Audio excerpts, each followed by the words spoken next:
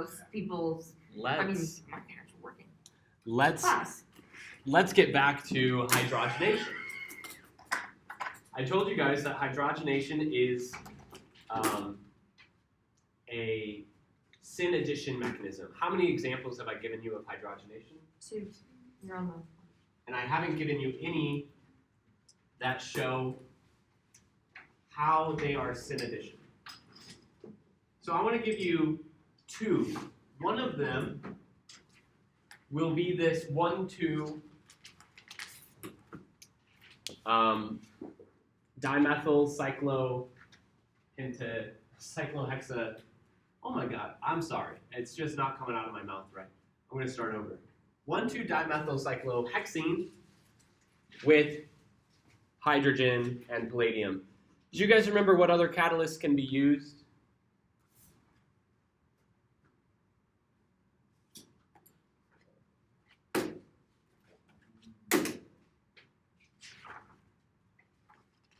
Same family. Nickel, platinum. By the way, you have platinum or palladium in your car, in your catalytic converter. It's incredibly expensive. I think platinum and palladium kind of fight back and forth between the most expensive metal in the world by weight. So you got to be careful if you live in a big city of people cutting out your catalytic converter. But it's not because they want to do hydrogenation. Now, that is the only product that forms. Why? Am I saying that the hydrogens only add dashed, they never add wedged? Yes. If the hydrogens add wedged, it's the same molecule. This compound, is it chiral, achiral, or meso? Meso. Nice. Now let's take another compound, one that's similar, but has a chiral carbon already. Hydrogen will add at these 2 positions. How many chiral carbons will be created? Just one is created. There's one present. That is not involved in the reactivity, so it stays the same. This becomes a CH2, achiral. This becomes a chiral carbon. So how will its configuration form? Will the hydrogen add dash or wedge? Sorry? The hydrogen will add wedge? Meaning we'd see the methyl group here as dash. Yes. And the correct answer was yes, it adds wedge and it adds dash. The correct answer was both. When a new chiral center forms from a flat planar alkene, both configurations form of that chiral center. I'm going to say that again. When a new chiral center forms, both configurations form. For some reactions, when multiple chiral centers are formed, two chiral centers form, some reactions form those configurations randomly. So you get 4 different combinations. Some of the reactions form connectedly. So the 2 chiral centers form with both configurations trans to each other, or I should say anti to each other, or both configurations of the new chiral centers form syn to each other. In this case, only one chiral center forms, but it forms with both configurations. So the hydrogen adds wedged. The wedged hydrogen here was also the new one added. Or the hydrogen adds dashed, and the dashed hydrogen here was also the one added. But because they're all hydrogen, they're just assumed to be there, so we're not really seeing them. When you say syn addition, it's only referencing the things that's being added, not something that was already existing. It's not saying like Correct. it's this not the same as the thing that was already there. This chiral carbon has no impact on the syn addition of the reaction. None. I actually want you to look back in your notes from when I talked about syn addition with hydroboration oxidation. We had a very similar situation where it looks like the OH and the methyl group have added anti to each other. But the OH added with the H. The methyl group wasn't what was added. So the OH and the H are syn, even though what you see is the OH and the methyl group appearing anti. Yeah, it does look like the two methyl groups are anti, but one of those methyl groups didn't add here. All right, now the last one that I want to show you is starting from the product.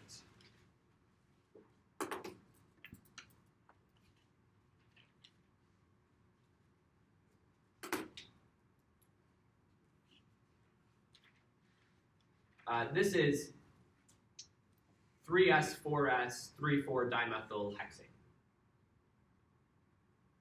And it forms with its enantiomer in a racemic mixture, 50-50.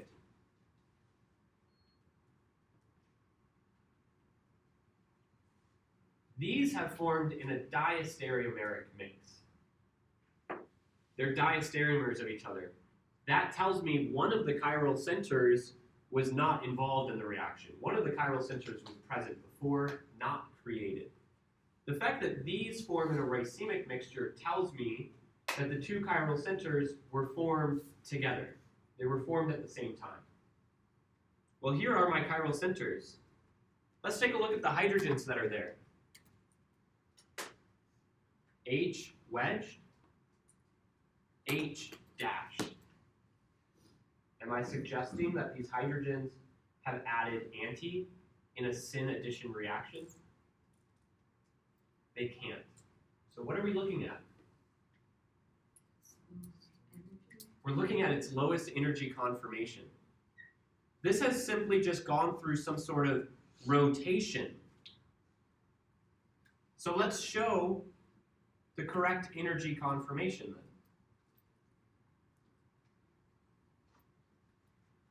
I know this looks a little funky. Maybe I can try to redraw it.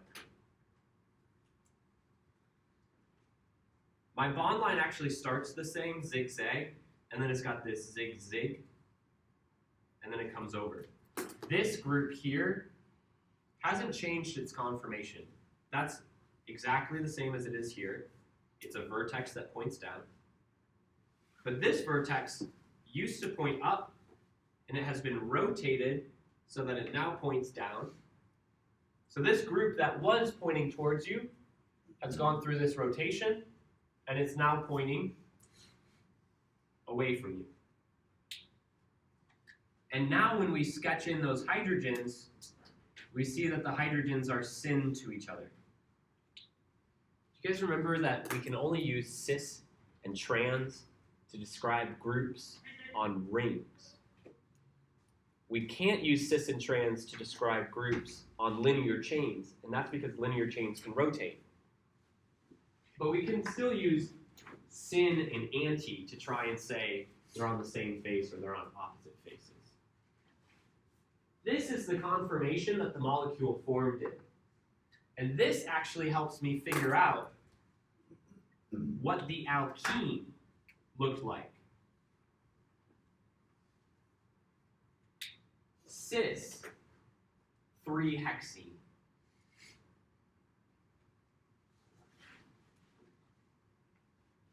For comparison,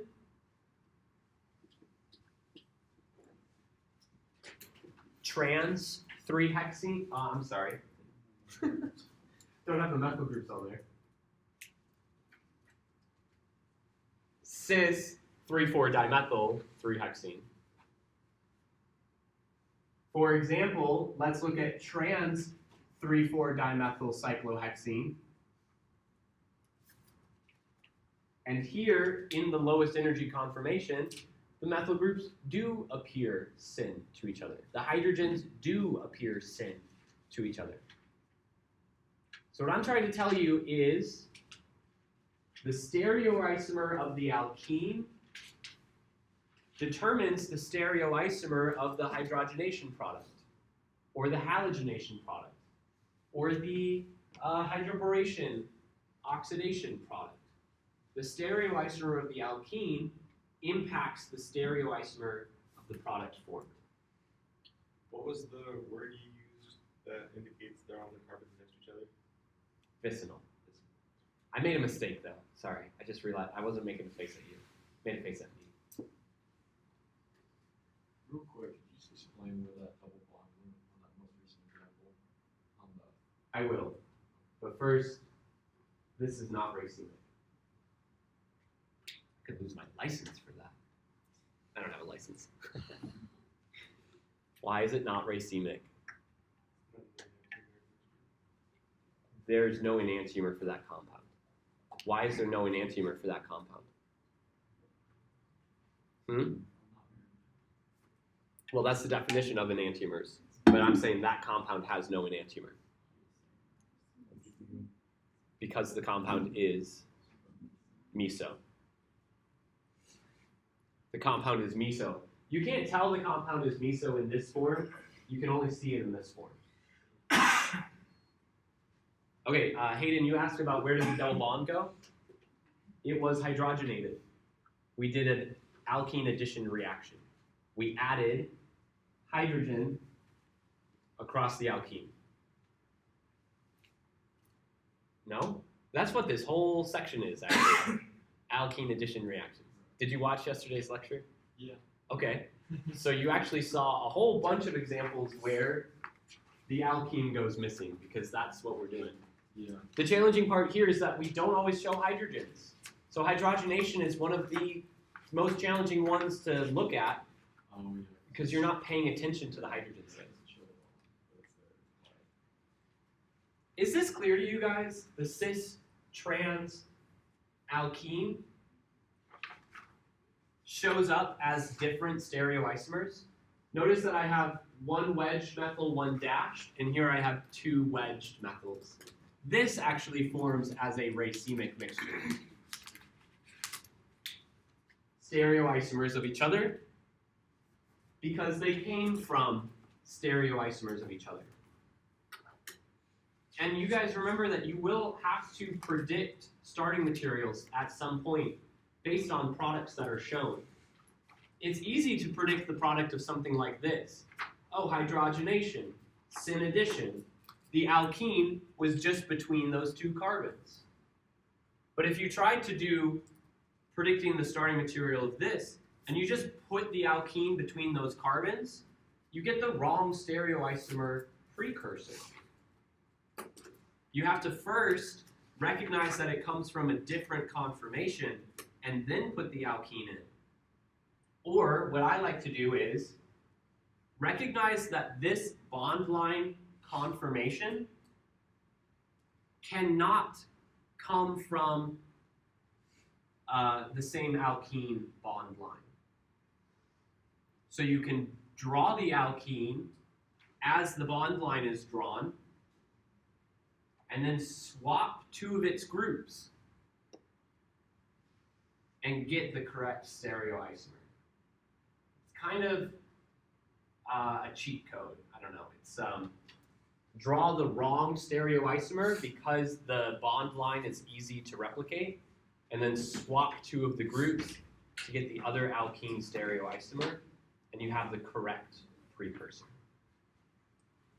So is it kind of a giveaway if you look at the end result and one is wedge and one is dash? Well, don't forget that some reactions are anti-addition. Okay, I mean, So like halogenation, halohydrogen addition, those are anti-addition products. so you'd have to look back at whatever, you give us that there's H2PD over C. Okay, Yeah, so you need to know, is this reaction syn addition or is it anti-addition? If it looks like it's not syn addition, that is a giveaway that the syn addition reaction came from a different conformation. If it's an anti-addition reaction and it looks like they added syn, that's a giveaway that it came from a different conformation. Can you repeat how we know then one is wedge and one is dash? I mean, I guess you started with that. Yeah, we started with that. That would be given to you. Yeah. If you didn't have wedges and dashes, you wouldn't know. But if we were going the other direction, we'd have the molecule on the left. So if we had this, Uh-huh. this would be the easiest conformation to predict. Uh-huh. Just make both of those methyl groups Yeah. wedged or dashed. It's an addition. Exactly. Okay. And you could draw that conformation, and that would be absolutely the correct answer. Because that molecule is that molecule, just at a different energy state, just in a different conformation. But if you're given this product and you're asked to predict the alkene, you can't just slap the double bond between them and keep the bond line the same, because you would be predicting the wrong stereo precursor. For tests, if we left it at that one, would that be okay? Or do you want us to make sure to go No. to the lowest? No, if you draw that, 100% accurate. But you might need to recognize too, if you're given this, and this is an option, and this is an option, and this is not, you might have to do a little bit of extra work to do the rotating. So sometimes you include the solvents, and sometimes you don't. What's the biggest indicator of like you need to include the solvents? I rarely include the solvents. Active more often includes the solvents. Yeah. The solvent is really important when it's water or alcohol. That's pretty much it. Okay, I forgot what number we were on. Hydrogenation was reaction. 7. So reaction 8, we're going to look at epoxidation.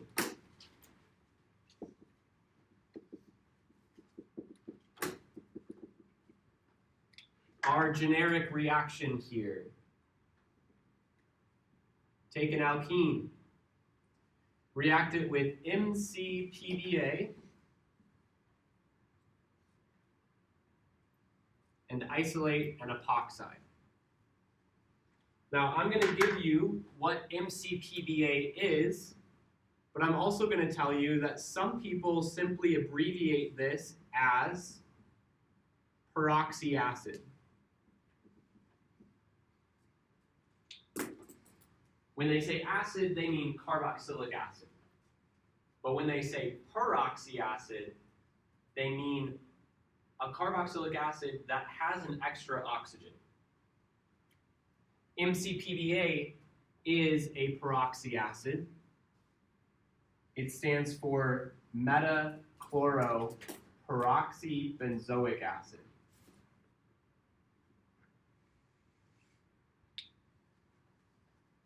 Meta is a structural descriptor. It says that the chlorine and the carboxylic acid group are 1,3 to each other. That's what meta means. Metachloroperoxybenzoic acid. This isn't just CO2H. This is CO3H. That extra oxygen is what gets added as the epoxide oxygen.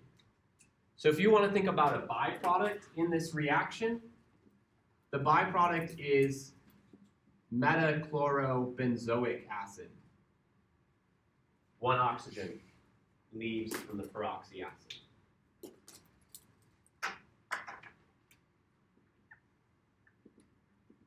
Regiochemistry is really not relevant here. It shouldn't even be necessary to say that there's no carbocation, because it's obvious you just form a 3-membered ring. The stereochemistry should also be obvious. This has to be synaddition. You cannot have a 3-membered ring where one carbon is bonded to the oxygen above the face of the alkene, but the other carbon is bonded to the oxygen below the face of the alkene. That would just be it doesn't make any sense physically. So synaddition is really the only example that makes sense here.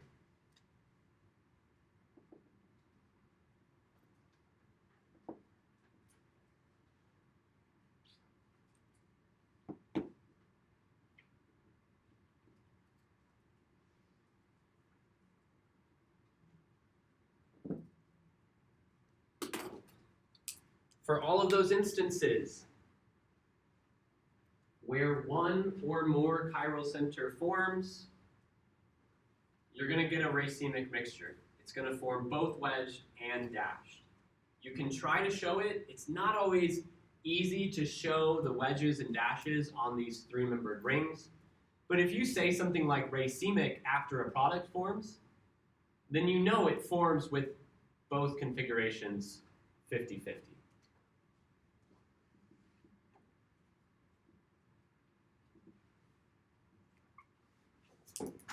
Let's do a cyclopentene ring. And I'm going to put a ketone on this one as well so that we can see what happens here.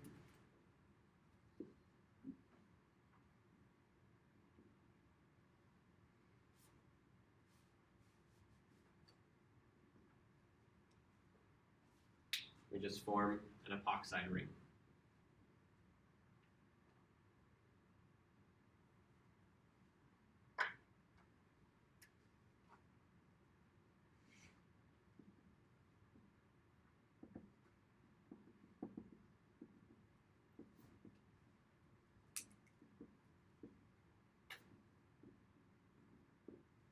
There is another way to make an epoxide. It's not as commonly used, but it makes a lot of sense. If you have a halohydrin product, then you can eliminate that halohydrin into an epoxide. And I'm going to be specific about how I draw the stereochemistry in my example here. Recall that halohydrin is an anti-addition mechanism. So the halogen and the alcohol add on opposite faces, one wedged, one dashed. If this is treated with a reagent like sodium hydride, a strong base, it deprotonates the alcohol and turns it into an alkoxide. And this alkoxide can actually run a substitution reaction on the halogen. And that leaves us with our epoxide ring.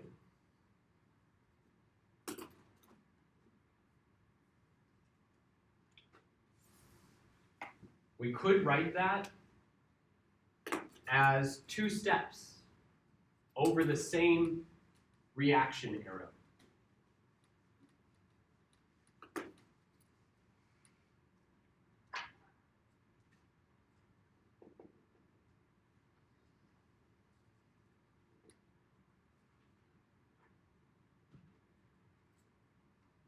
First, Br2 with H2O, followed by NaH,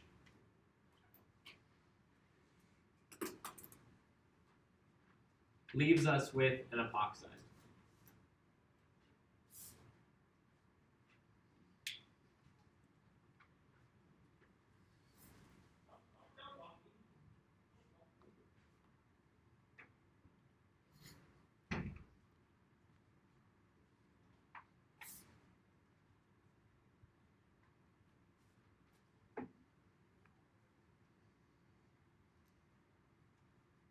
Why would you want to do one over the other?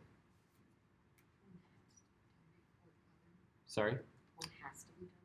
No, you're right. You have to run halohydrin before you can do the NaH. But what I meant was, why would you want to use a peroxy acid versus a two-step elimination of halohydrin?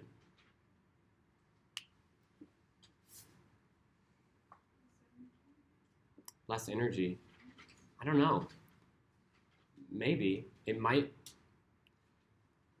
This is a good option. Maybe the peroxy acid takes too long. Maybe the halohydrin followed by elimination goes faster. Maybe not. Maybe you have a peroxy acid in lab. Maybe you don't. And you do have bromine dissolved in water and sodium hydride. Maybe it's about accessibility. Maybe you want to react with an alkene, do other chemistry somewhere else in the molecule, and then come back later and make an epoxide. Epoxides are reactive, so maybe you want to make sure that the epoxide can't be reacted with, and you want to make it later. There's a lot of different reasons. This is why we have multiple ways to synthesize things, so that we can take advantage of different intermediates having different reactivities. Okay, reaction 9. Diol addition.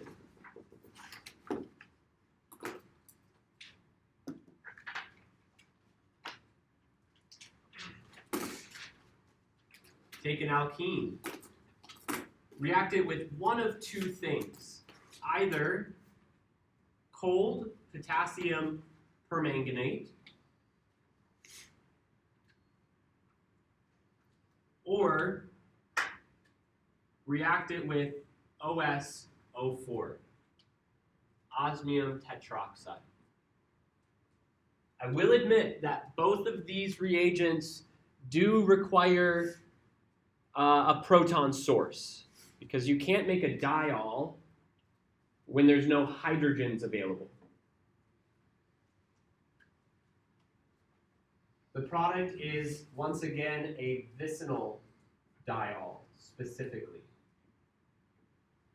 The reason that I'm emphasizing cold potassium permanganate is because in the next reaction, we're going to look at what potassium permanganate does hot. When did you say that second? Yeah, what was that? OSO4, osmium tetroxide. Osmium is one of our transition metals.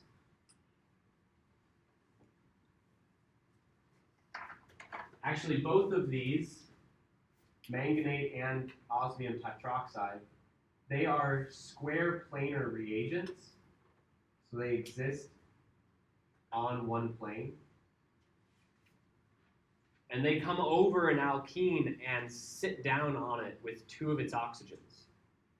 And they donate those oxygens to the alkene. Because this is a trigonal planar alkene and a square planar oxidizer, they sit on the same face.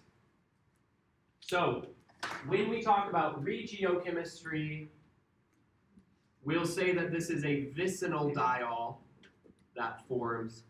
When we talk about stereochemistry,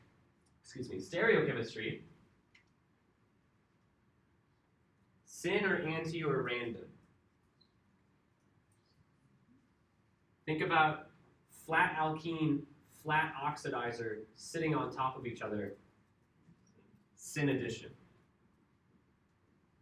How are these not all vicinal if they're all so close to each other? The only ones that aren't vicinal are the ones with carbocation intermediates. Those can be vicinal. Those can also go through carbocation rearrangements. Okay.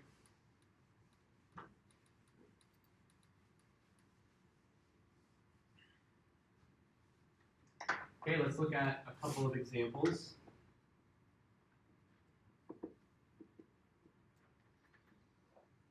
Now, I'm a big fan of OSO4. I think it might be because I like osmium. It's a cool element.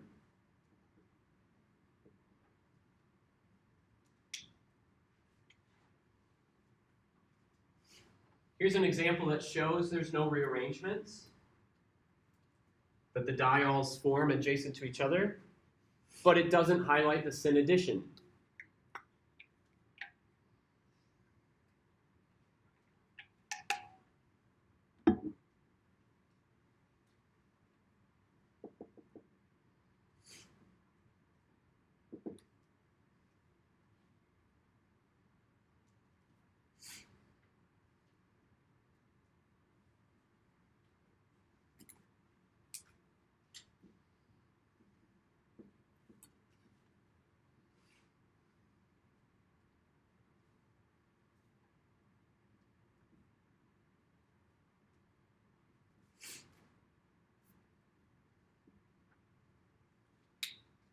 I got a question. Why doesn't the one above highlight the same addition? This creates a chiral carbon. This does not. You can draw in 2 wedges, 2 dashes. Nothing wrong with that. But there's no relevant stereochemistry here. So showing that there's syn doesn't really always show up.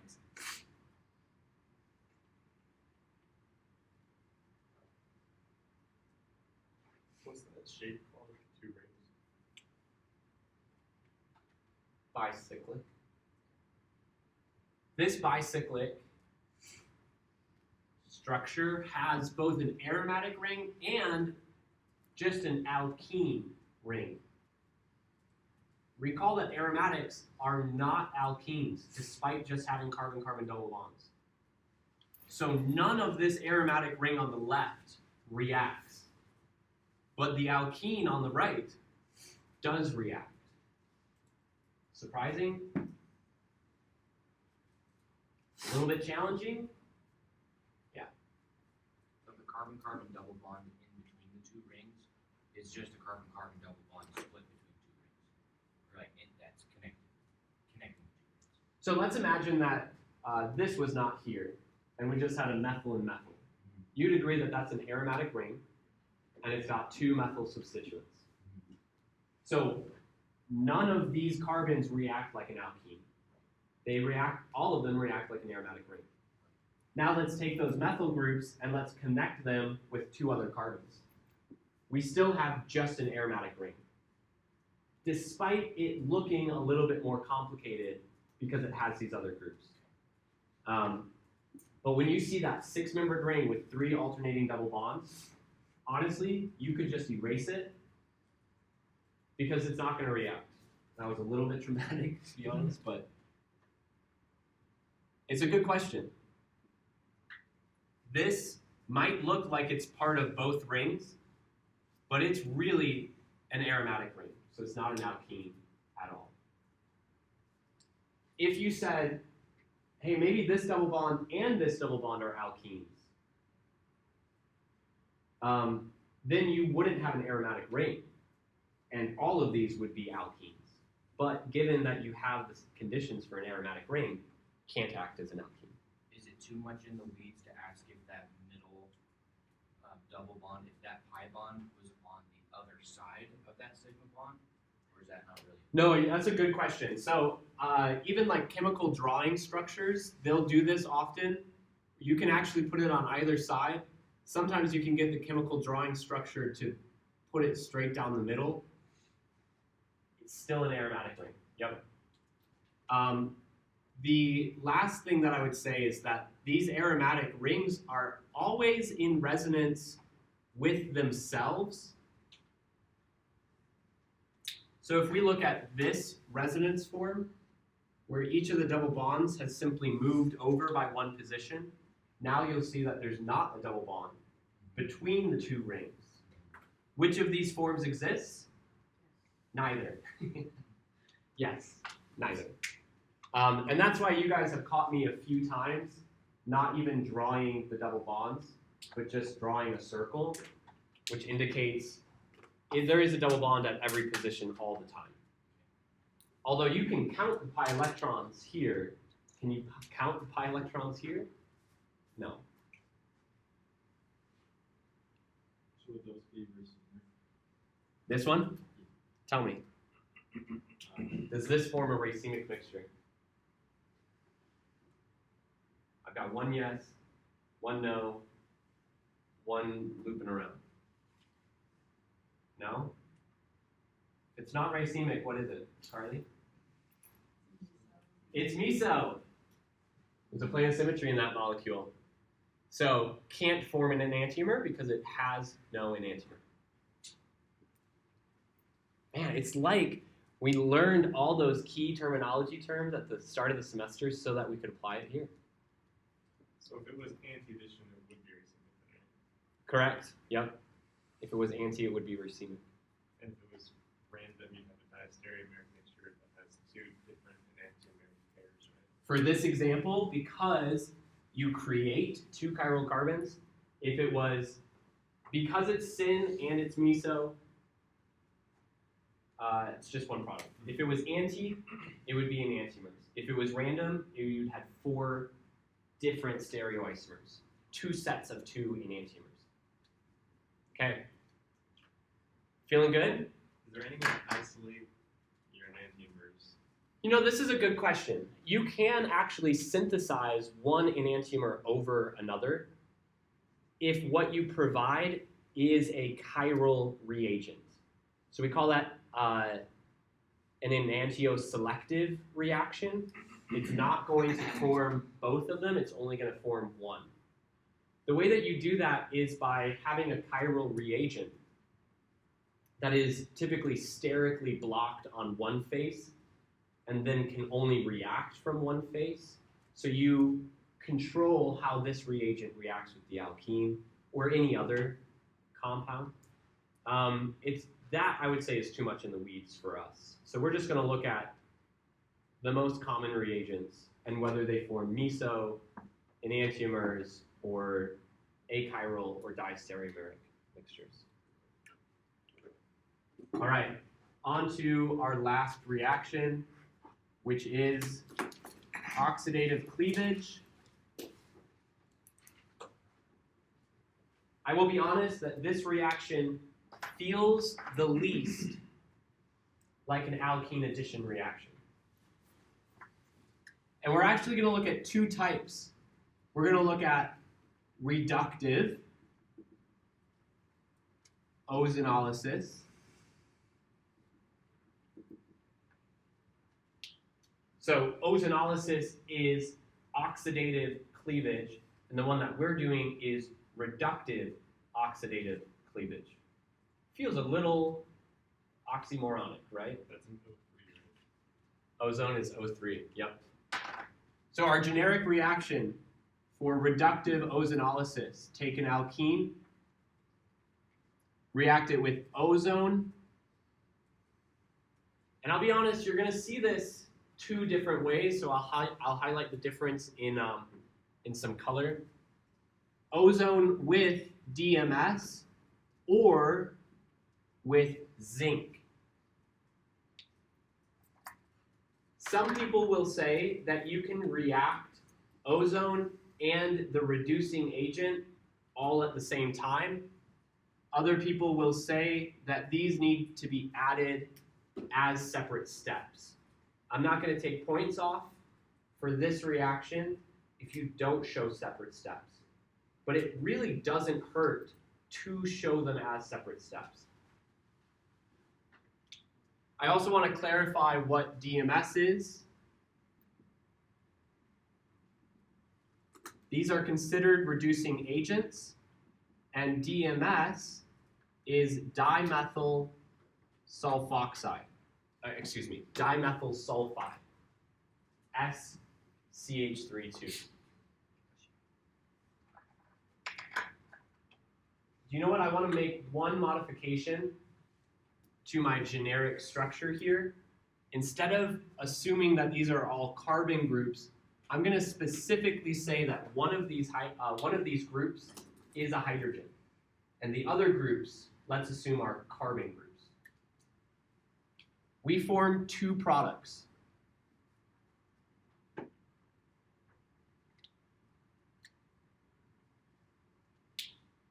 Two carbonyl products. We have cleaved the carbon-carbon bond. We've oxidized those carbons by removing their bonds to carbons and increasing their bonds to oxygens. Oxidative cleavage. If it helps you, let's number these positions. 1, 2, 3, 4. 1, 2, 3, 4. Two carbonyl groups. So wait, how is that even considered addition if you're creating a I don't know. I wouldn't call it alkene addition. But it's grouped historically with all of our alkene addition reactions. There is a part of the mechanism for ozonolysis that involves adding across the alkene before cleaving and then creating new carbonyls.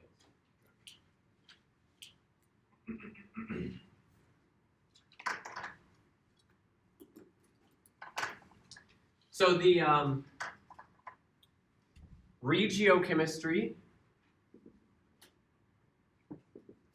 depending on how substituted your alkene is, mono, di, tri, or tetra, you can get aldehydes, ketones, or a combination of aldehyde and ketone.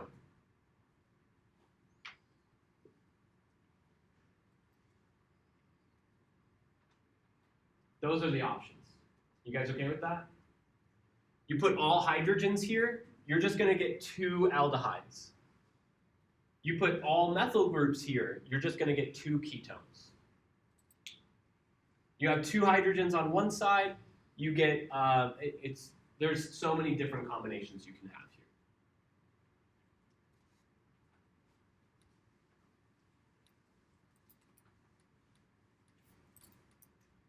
The other reaction is oxidative ozonolysis.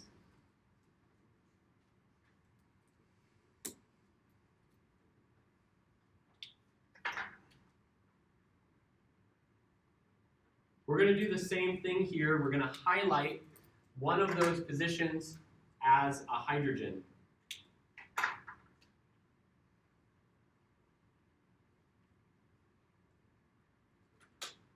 Once again, I've seen it both ways. People that separate these as separate steps, or people that just put them all together over the reaction arrow. In this case, H2O2 is acting as an oxidizing agent.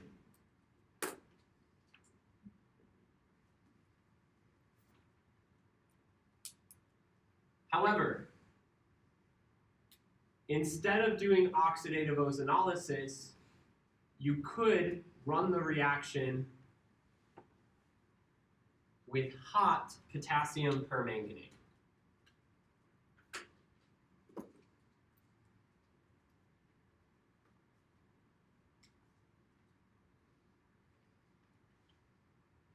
Two options there.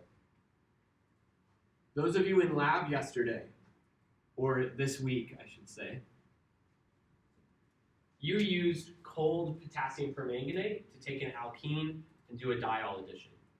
If you had started boiling that reaction before you mixed in the potassium permanganate, you might have cleaved the alkene and created a diol instead.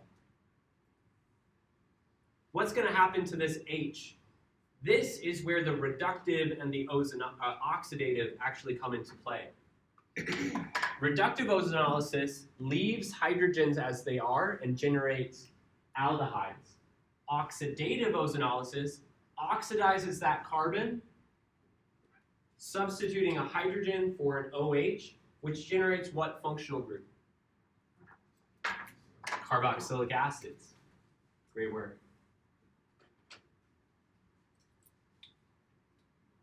Now, the regiochemistry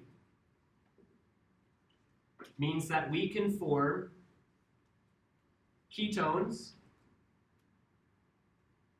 and I hope you guys are okay with me abbreviating ketones and aldehydes like this.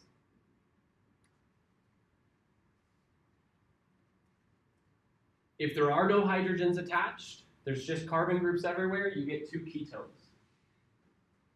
You can get you could get a ketone and a carboxylic acid.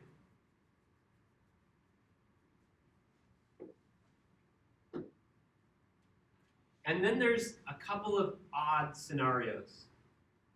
You could get a ketone plus carbon dioxide and water. Or you could just get carbon dioxide and water. I'm going to talk to you guys about why that happens.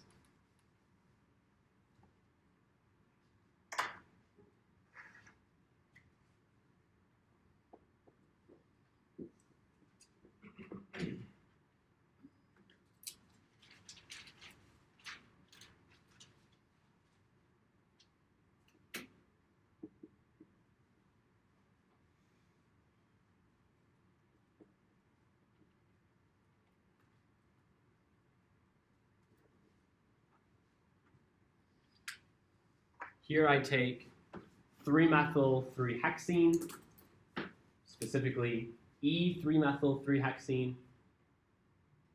I cleave the carbon-carbon double bond. Now, I would imagine that could be hard for you to recognize.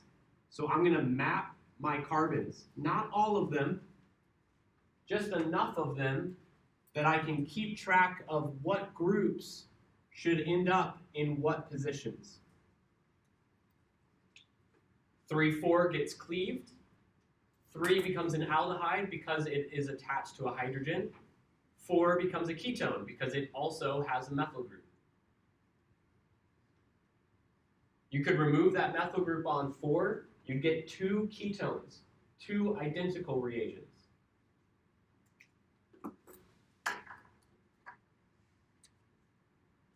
We could take something as simple as ethylene, and we would get 2 equivalences of formaldehyde.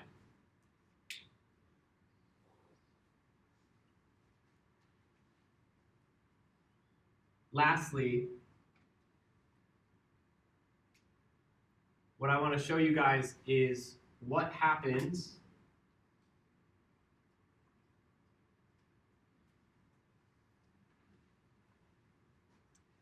if you run ozonolysis and end up with a linear chain that has 2 carbonyls on it.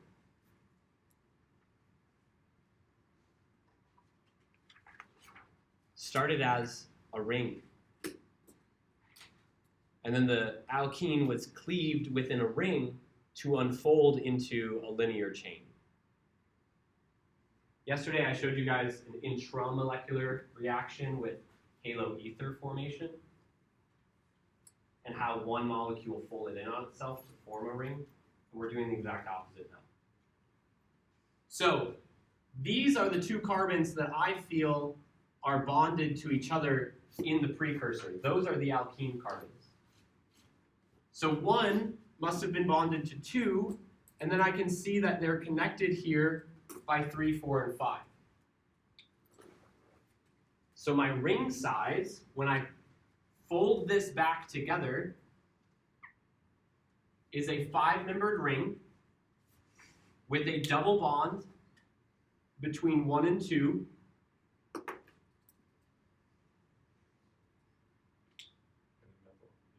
and a methyl off of 1 and 2. 1,2 dimethyl cyclopentene.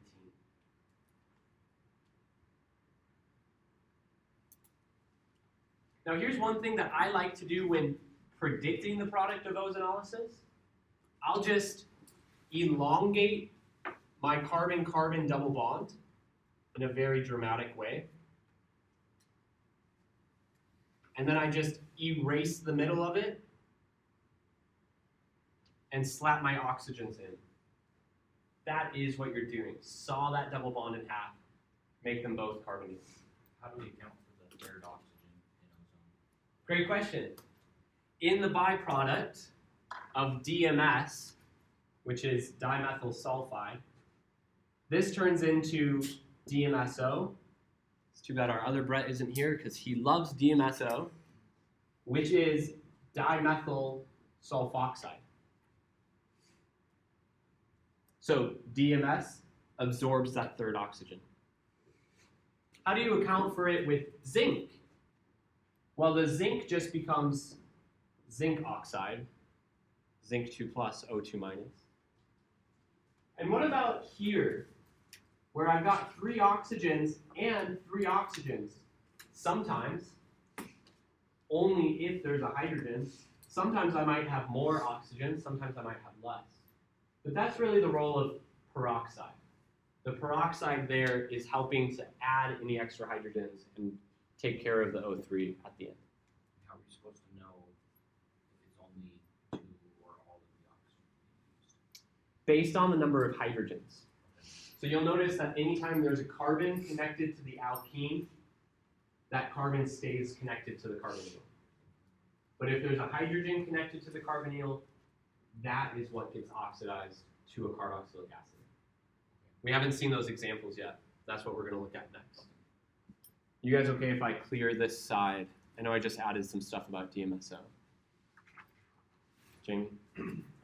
Where does your third oxygen go in terms of byproducts in that reaction? No, it's a good question. In this? Yeah. Oh, we just talked about it. Oh, sorry. If you're using DMS, it becomes DMSO. If you're using zinc, it becomes zinc oxide. I was busy writing a little reminder of that. Did you? So I erased it before you saw it. Yeah, that's cool. Okay. DMSO is really just the DMS with a double bond to O. Okay. So a couple of examples with oxidative cleavage.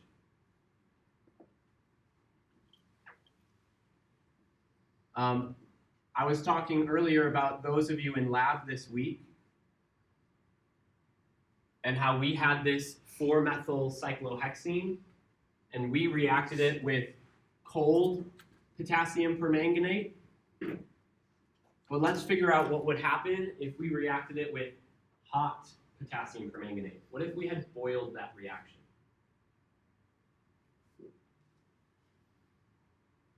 Will I get 2 products? I'll get 2 carbonyls, but it's going to be one linear chain. So carbons 1 and 2 are going to split from each other, but then they're connected by a series of other carbons. I'm going to get a 6-carbon chain. 1, 2, 3, 4, 5, 6. And carbons 1 and 2 are my carbonyls.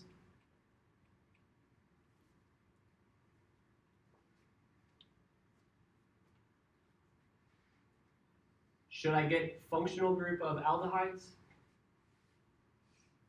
Should I get ketones? Should I get carboxylic acids?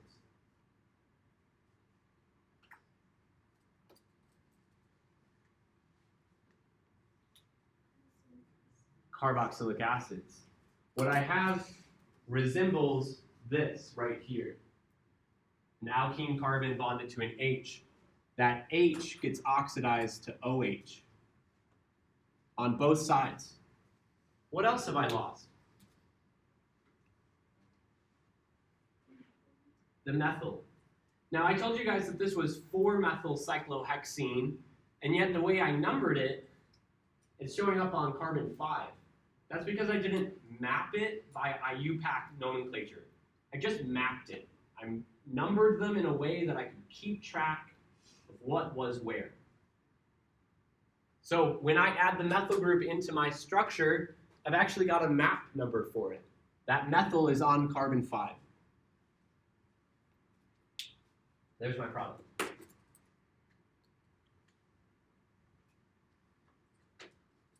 All right, let's suppose that we take this compound, 2-methyl propene. And let's react 2-methyl propene with ozone followed by hydrogen peroxide. I'm going to generate 2 carbonyl compounds.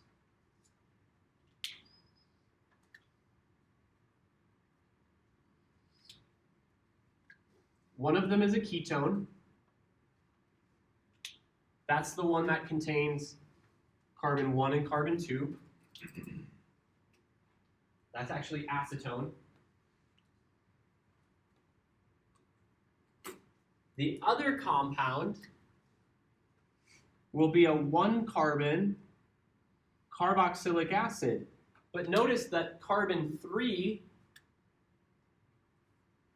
it has 2 hydrogens connected to the alkene.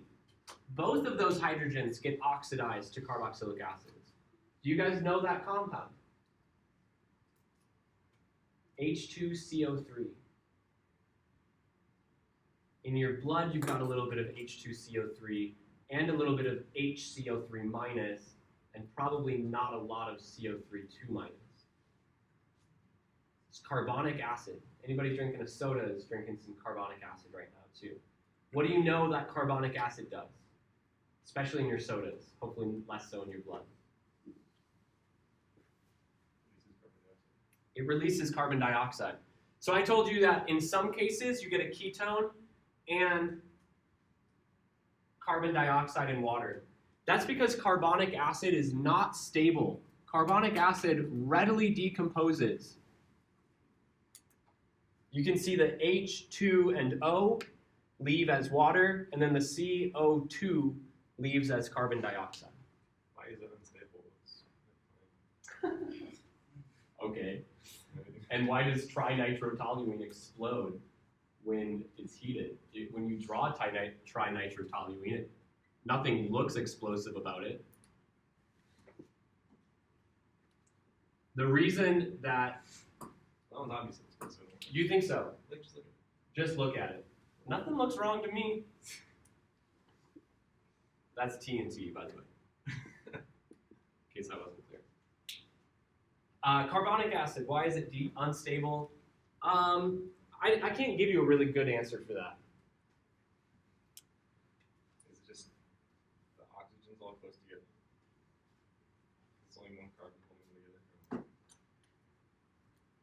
Yeah, it could be this competition between electronegative atoms and these positive hydrogens.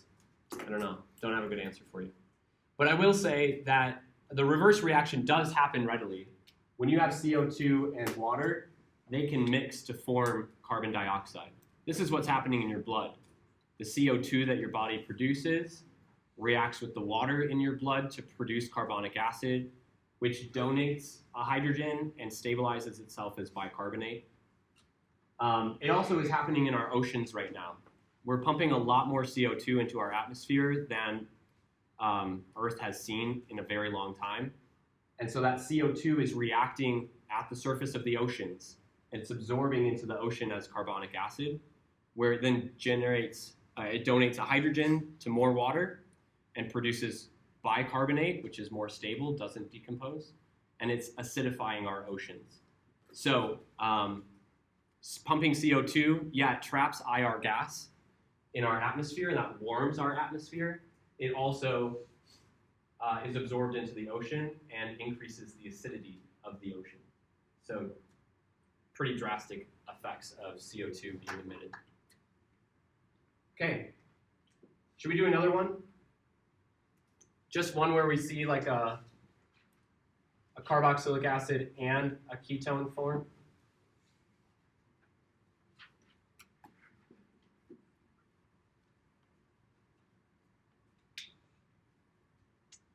Sorry, I'm gonna not make this too much harder on you, but just a little bit. A couple of isopropyl groups in there is what it looks like to me.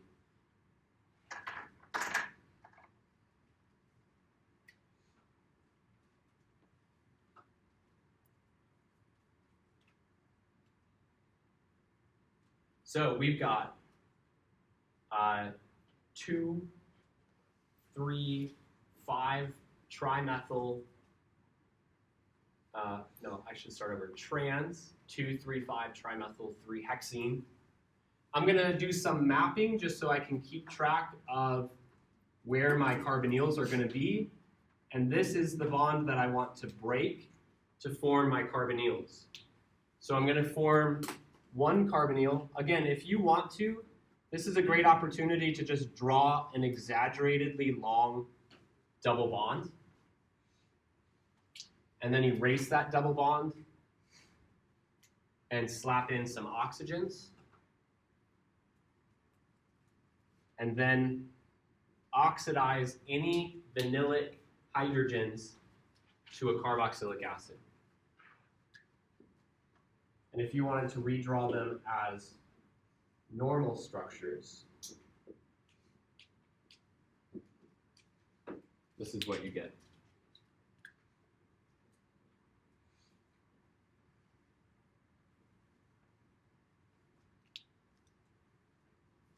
And there's no really relevant stereochemistry then? Yeah, actually, because the alkenes start as trigonal planar, sp2, no stereochemistry, and the carbonyls are sp2 trigonal planar, no stereochemistry. On the structure you drew on the left that you did not attach an OH to, Correct.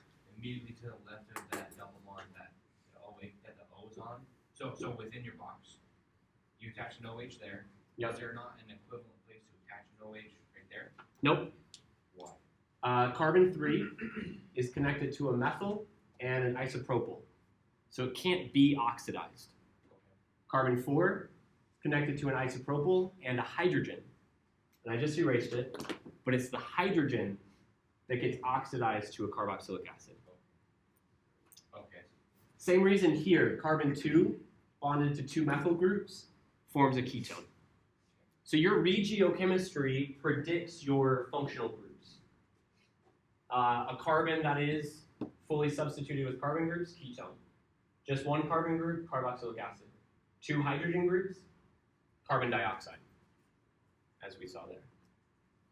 And then very similar with the reductive ozonolysis. Yeah. Ketone, aldehyde, formaldehyde, if there's 2 hydrogens attached. Okay.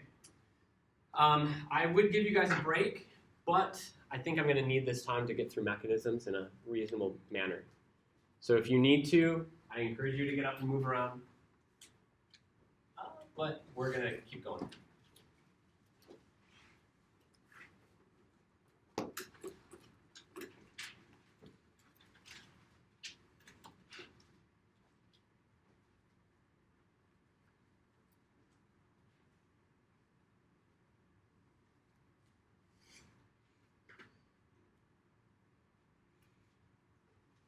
Okay, so we're going to look at mechanisms for HX addition, X2 addition, halohydrin or haloether addition, and hydration. Specifically, acid catalyzed hydration. So these two mechanisms are basically the same as each other. You're just adding an OH instead of an X, and there's one additional step in the acid catalyzed. And these two reactions are basically equivalent to each other, except that there's one extra step in the halohydrin and haloether reaction.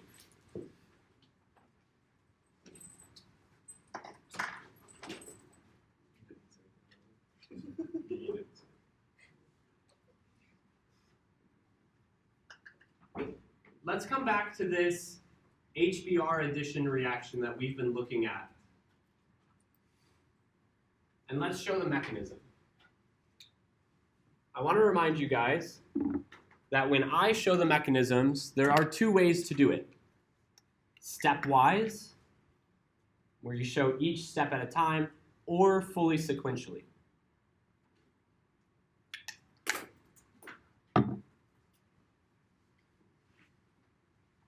I'm going to introduce these reactions stepwise. And then I'm going to show you how the stepwise reaction just transforms into the fully sequential mechanism. And I want you to pick which way works best for you. I'm not forcing you to show a mechanism one way or another. I have actually modified the way that I teach these mechanisms. I never used to show this first way fully stepwise. But I found that it helps students identify what is happening to transition into the fully sequential mechanisms. First step is protonation.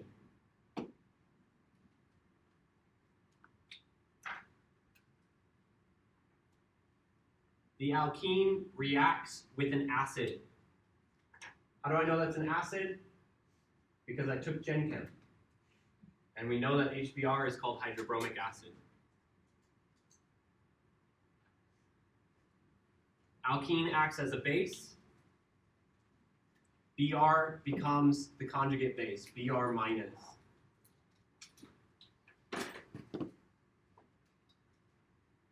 As a reminder, I know there's partial charge character at the alkene. Less substituted is more negative. More substituted is more positive. And we had a rule earlier in the semester. When a bond breaks, the partial negative atom takes it. And when a bond forms, it's partial negative attacking partial positive.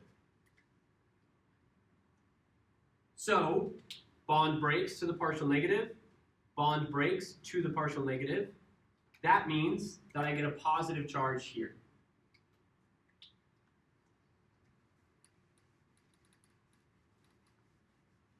Now, not every HX addition mechanism is going to have this step. So I'm going to call this 1A,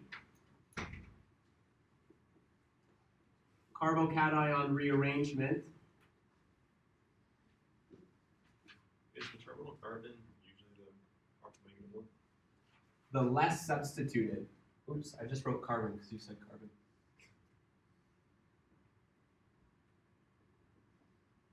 The less substituted carbon is always the more negative carbon.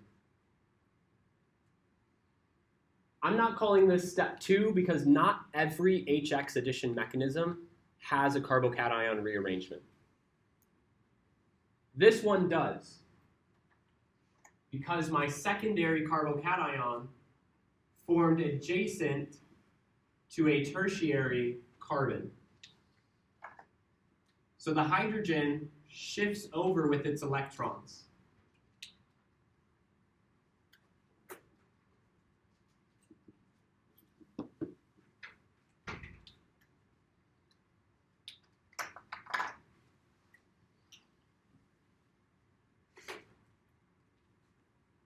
I want to be honest with you guys, don't add extra arrows. Especially when you are doing this on your unit test this weekend and doing this on the final exam. The arrows I'm showing you are the most plausible arrows. If you try to add an arrow that says the positive charge moves to the tertiary carbon, you will lose points because that's not true. The positive charge is not moving to the tertiary carbon. The hydrogen is creating a positive charge on the tertiary carbon by moving its electrons to the positive charge area. Positive charge is not moving. You okay with that? Don't have an arrow that shows it moving. There's no electrons at that positive charge. Step 2, nucleophilic addition or nucleophilic attack. This is where bromide comes into play. Bromide shares its electrons with the carbocation.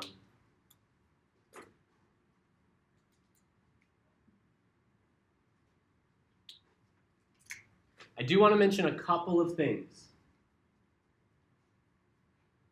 Arrows should always start at electron sources. This negative charge indicates the presence of electrons. So you can start there. You can't start at the bromine because the bromine symbol is not referencing electrons. So this does not work. You also could show the lone pairs on bromide. Remember, lone pairs can be assumed, but negative charges can never be assumed. And you could show the electron arrows starting from a lone pair. And then arrows need to end somewhere specific. You could show an arrow going to the positive charge because it indicates the vacant orbital on that carbon. Or you could just show it going to that carbon, which has a vacant orbital as indicated by the positive charge. So there's a lot of correct ways to do this stuff. How do you think I'm going to grade your mechanisms? Just randomly? No, like you did on the test. Off 5s? It is going to be similar to what I did on the test. I'm looking for number of steps. Make sure that you don't double up on any of these steps because we're saying that these happen at separate times. I'm looking for arrows, the correct number of arrows, arrows pointing from the correct place and to the correct place. Now on the midterm, I think I gave 1 point for where it started and 1 point for where it ended. On the midterm, on your unit test, it'll probably be a smaller number of points, like quarter point for where it starts or a half point for where it starts. Because there'll be more steps, there's more going on. That's it, by the way, that's the mechanism. That's a two-step mechanism if there's not a carbocation intermediate. And if you didn't want to show every step individually, you just show this forming this forms this, and then you get your final product. So if I just erased everything else on the board, you would have the full sequential mechanism. What you're doing by doing it stepwise is you're repeating. Draw the first intermediates, redraw them. Draw the second intermediates, redraw them. You're repeating a lot of structure. It takes up more space, it takes up more time, but it really clarifies what is happening at each step.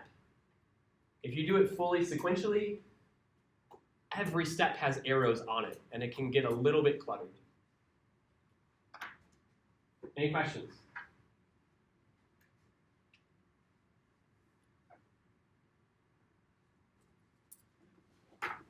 Let's look at a comparative reaction.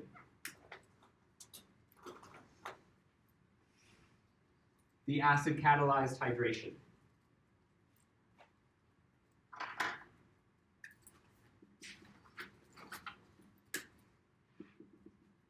So if you'd like to, feel free to draw this fully sequentially. I'm going to show it stepwise. I'm also going to show every reagent that will be used, even if it's not used in a given step. I'm also drawing H3O+ in a specific way. I'm highlighting one of the OH bonds because it will need to be broken. I am in acidic conditions. H3O+ is an acid. So I should be asking myself, what is the base? And the base is the alkene.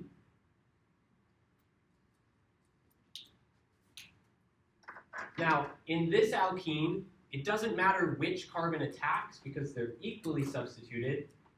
And moreover, they're symmetric.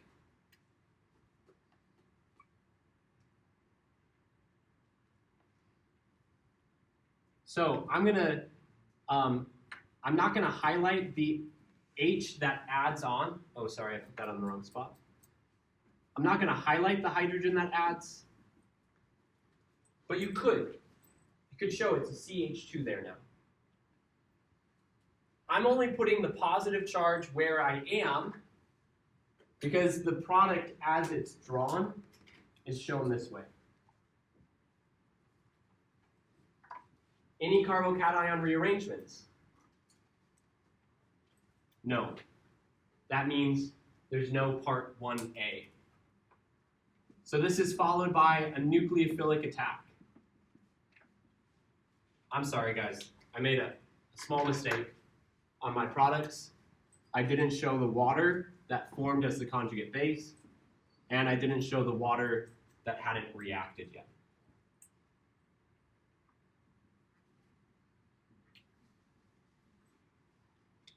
Instead of bromide acting as a nucleophile, water acts as a nucleophile.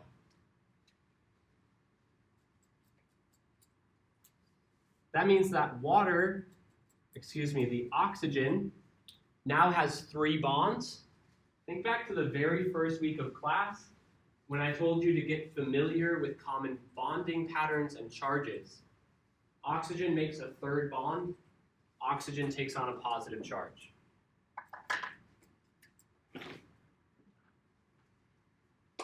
I told you that these reactions were very similar to each other.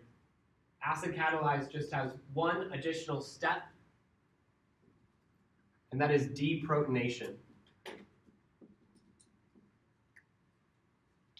I don't have an alcohol right now. What I have is a protonated alcohol. So I'm going to highlight one of those OH bonds. The other one, I'm just going to keep condensed. I could draw both of them out because it doesn't matter which one reacts. And my conjugate base, water, deprotonates the alcohol, regenerates my catalytic acid, H3O+, and leaves me with my alcohol, cyclohexanol. What do you think? 3 steps: protonate, attack, deprotonate. Maybe a carbocation rearrangement. And again, if this is too much space for you,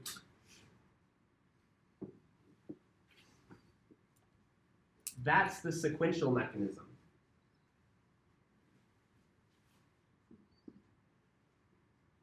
Much less space. I form a carbocation, I attack the carbocation, I deprotonate.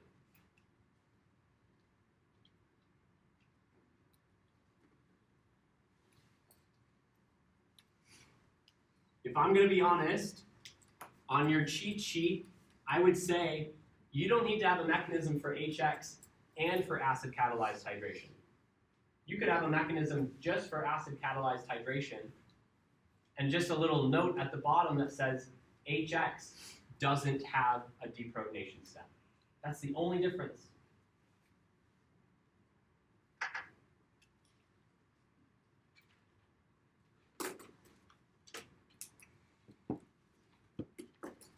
Let's use Cl2 for our halogenation mechanism.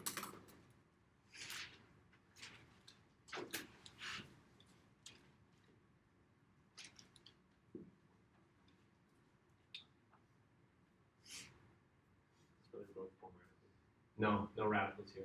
Yep. We're going to get into radicals in Unit 5, actually. All polar reactions for this unit.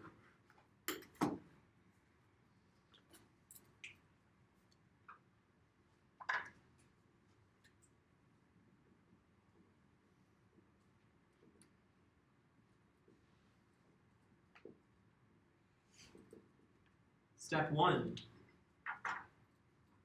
Halonium ring formation.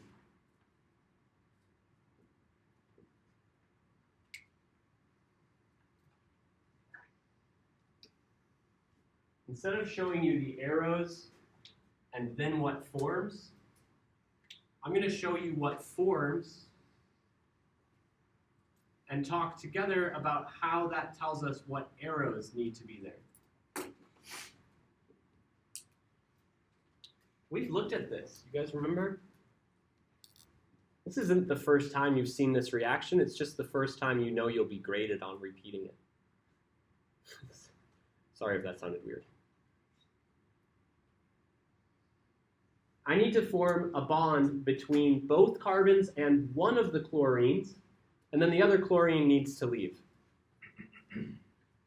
Since the chlorine-chlorine bond breaks, I know that I have a bond going from one chlorine to the other. Because the carbon-carbon bond breaks, I know I have an arrow coming from the carbon-carbon double bond to the chlorine, but I need to form a second bond between chlorine and the other carbon.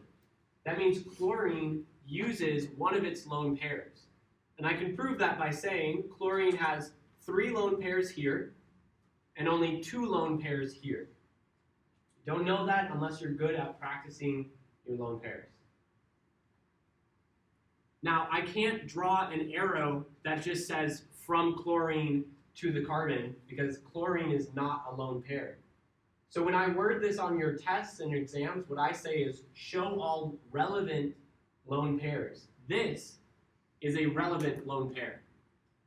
None of the other lone pairs are relevant.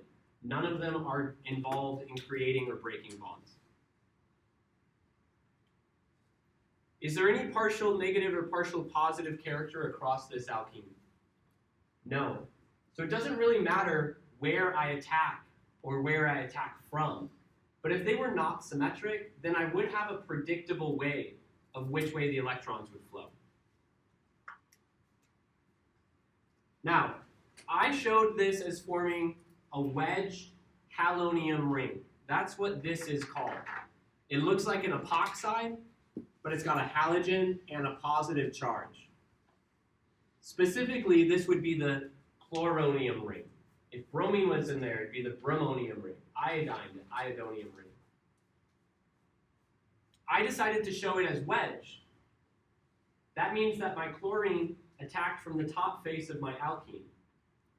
But my chlorine and alkene could have also added from the bottom, and it would have been dashed.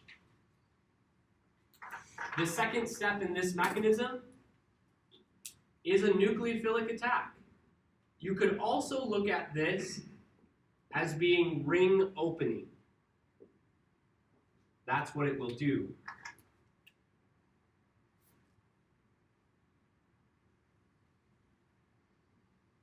I'm going to redraw my chloride on the bottom.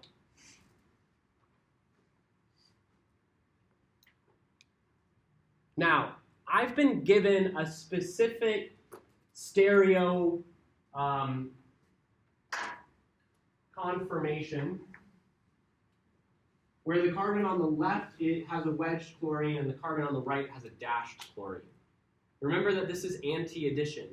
That's because one chlorine is sitting on top of the two carbons and the other chlorine is coming up opposite from where that is. So because I want to draw this conformation, I'm going to have chloride attack the carbon on the right. If this carbon was asymmetric or unsymmetric, I would attack whichever carbon has a better partial positive, which is always what carbon? The more substituted holds a more positive charge. So I'm just going to say that down here, attack more partial positive carbon. In this molecule, it doesn't matter. So it can attack either position. But we know that bonds form from more negative attacking more positive. Now I need to break one of these two bonds between the chloronium ring and the carbons. Which bond do I break? The bond from the carbon on the left or the bond from the carbon being attacked? The carbon being attacked, which currently already has an octet. It can't accept new electrons unless a bond it currently has breaks. How many steps in that mechanism? 2. How much stereochemistry to pay attention to? Just a little bit. Stereochemistry of the halonium ring, stereochemistry of the nucleophilic attack. Questions on the X2 addition mechanism? You can have that one arrow pointing to the positive, right? You could have it pointing towards the positive instead of towards the atom. That's true.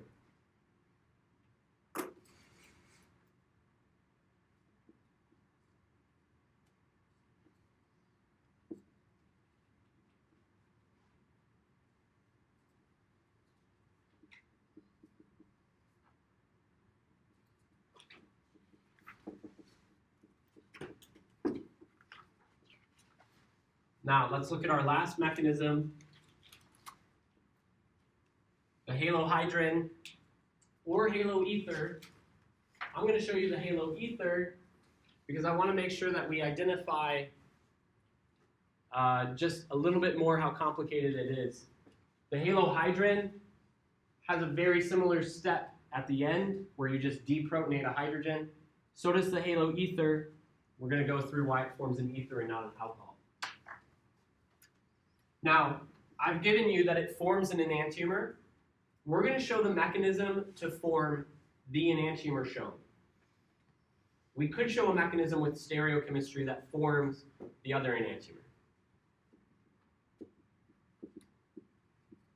First step, halonium ring formation. I'm going to have my alkene, my halogen, and my alcohol here all at the same time.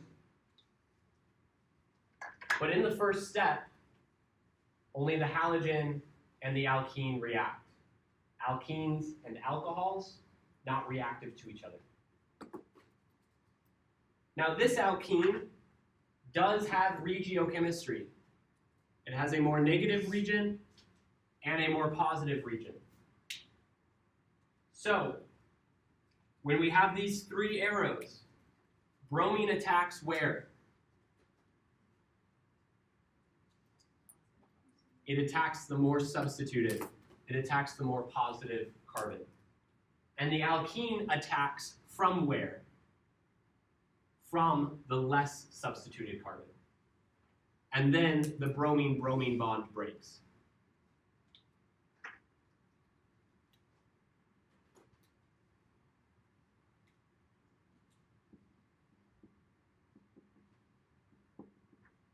I need us to think critically about the stereochemistry at this step. I'm going to have a bond to bromine from both carbons. That ring will either form wedged or it will form dashed. It's able to add onto either face of the flat alkene. But given that I want to show the formation of this product, should my halonium ring be wedged or dashed?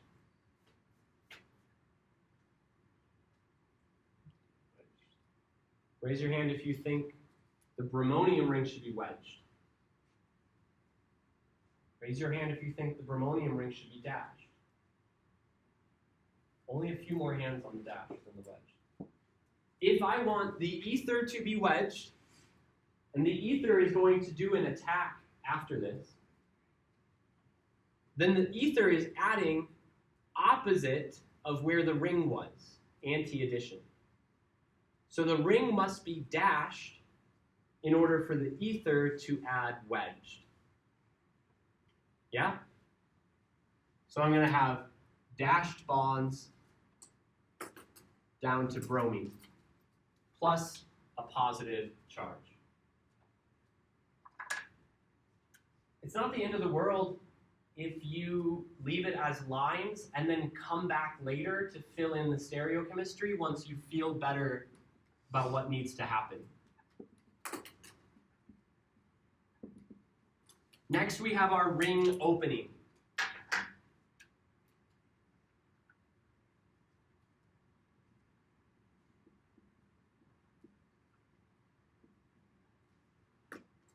Now, I want to talk to you a little bit about why bromide doesn't attack.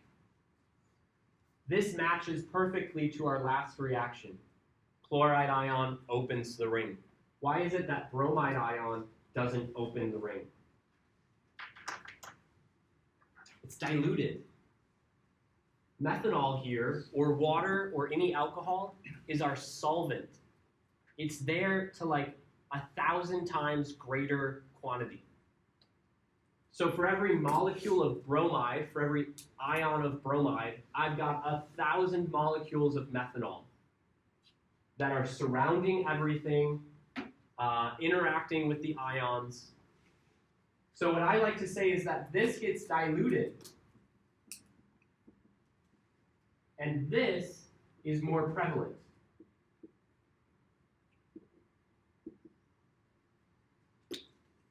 Statistically, there's much better odds that the solvent is able to act as the nucleophile. Where does the nucleophile attack? It attacks the more substituted. Why does the nucleophile attack the more substituted carbon? More partial positive. When bonds form, how do they form? From negative to positive. What's the best positive? Primary or secondary carbon? Secondary. In fact, these bond lengths in the bromonium ring are not equivalent. They are stretched longer to the more substituted, tighter to the less substituted. So there is truly a partial positive on this more substituted carbon. So my solvent attacks, breaks open the ring from that bond.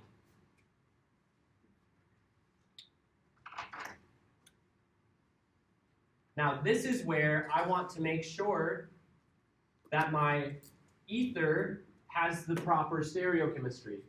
So if it's going to be wedged here, it must have attacked a ring that was dashed there. Tell me what I've missed. Raise your hand when you feel confident that you see what I've missed.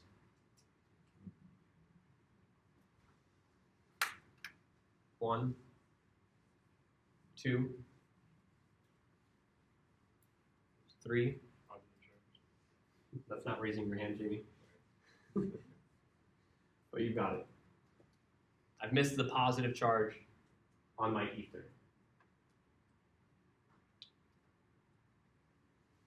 So I told you that these two reactions were very similar, but that the halo-ether, halo-hydrogen just has one extra step. That step is deprotonation. Oh, there's another thing I've missed. The bond to the bromine. Now, granted, I had this bond as dashed before, but since there's no relevant stereochemistry, I can show it as a flat line. I can keep it as a dashed line. It highlights the fact that it's anti-addition, but that's all it does.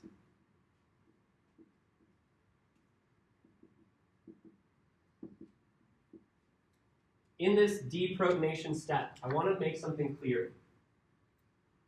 Br- is a terrible base because HBr is a strong acid. In the presence of alcohols, HBr readily protonates the oxygens, creating Br- and protonated alcohols. So it is plausible to say that bromide acts as the base here and deprotonates to give us the final product.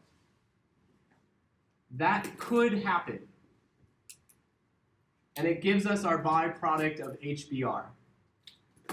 But it's actually more plausible that another molecule of methanol, another molecule of solvent, acts as the base here and gives us a byproduct of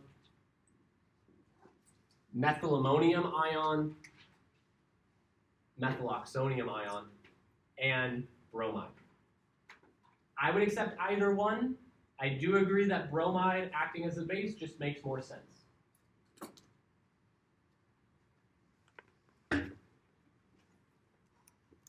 If you need help understanding these mechanisms, where should you go?